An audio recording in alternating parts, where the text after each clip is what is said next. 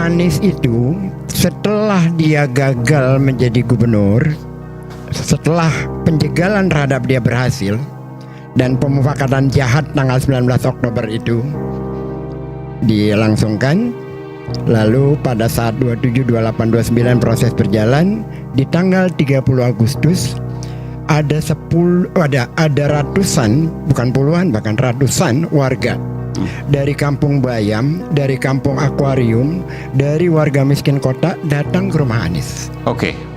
Pada saat itu. Dan hari itu menjadi hari bertangis-tangisannya mereka kepada Anies, yang mereka teriakan, "Pak, kami gelap, Pak. Pak, kami tak tahu lagi bagaimana nasib kami ke depan, Pak. Ya Allah, tolong kami." Mereka menangis meratap kepada Anies. Loyalis Anies Baswedan, Ges Khalifa, mengungkapkan alasan mantan Gubernur DKI Jakarta Anies Baswedan mengunggah video dukungan kepada Pramono Anung Rano Karno melalui akun Instagram pribadinya. Anies juga merekomendasikan warga Jakarta untuk memilih pasangan calon nomor urut 3 itu. Dalam video tersebut, Anies mengaku telah mengenal Pramono sejak lama. Karena itu ia sudah hafal betul karakter pemikiran politisi senior dari Partai Demokrasi Indonesia Perjuangan tersebut. Menurut Anies, Pramono merupakan sosok yang terbiasa melakukan pekerjaan dengan serius hingga tuntas, tapi tetap santun dan tenang. Pramono juga disebut tidak pernah merendahkan pihak lain.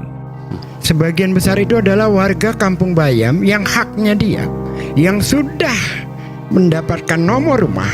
Sampai hari ini mereka tidak mendapatkan rumahnya. Dan bagi Anies itu menjadi beban psikologis, karena dia sudah menjanjikan ketika dia membangun JIS, masyarakat di sana akan dibangunkan rumah. Selesai JIS dibangun, dibangunkanlah rumah-rumah untuk warga Kampung Bayam. Lalu kemudian Anies tidak berhasil menyelesaikan secara administrasi karena waktunya dia berhasil di 16 Oktober.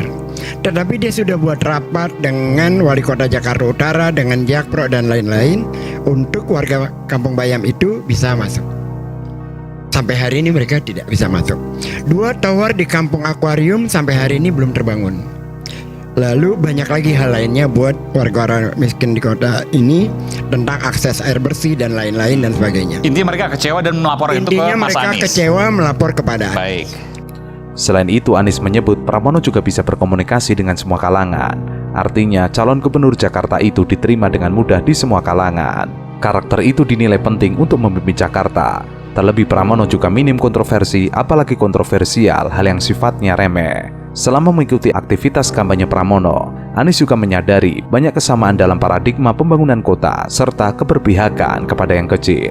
Menurutnya, hal itu merupakan prinsip dasar yang selama ini diperjuangkan olehnya. Untuk itu, Anies merekomendasikan kepada seluruh warga Jakarta untuk memilih Pramono Rano di pemilihan Gubernur Jakarta 2024. Lalu, ketika setelah MK tidak mengabulkan kolom kosong, ya, lalu Mas Pram bertemu dengan Anies. Oke. Nah, di situ ada kesamaan visinya. Ada deal yang sangat jelas bahwa Anies mau membantu Mas Pram, mau mendukung asal masalah warga Kampung Bayam diselesaikan, asal masalah warga Kampung Akuarium diselesaikan, agar persoalan-persoalan warga miskin kota yang selama ini menjadi fokusnya Anies juga menjadi visinya Mas Pram. Alhamdulillah itu ketemu, dan memang visinya Mas Pram dan Bang Dul juga sama, visinya ke sana. Jadi itu nggak ada kaitan ke faktor tiba-tiba Pak Jokowi masuk.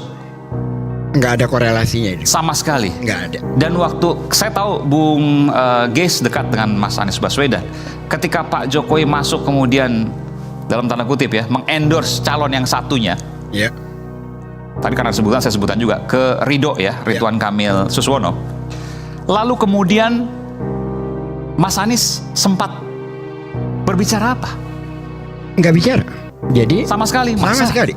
Jadi dia suruh kita menahan diri agar tidak dihadap-hadapkan dengan Pak Jokowi. Gimana? Dia suruh kita menahan diri agar tidak dihadap-hadapkan dengan Pak Jokowi. Oh, sempat bicara seperti itu? Anies kan orangnya yang sangat tidak mau ya dalam posisi yang dihadap-hadapkan, kan enggak.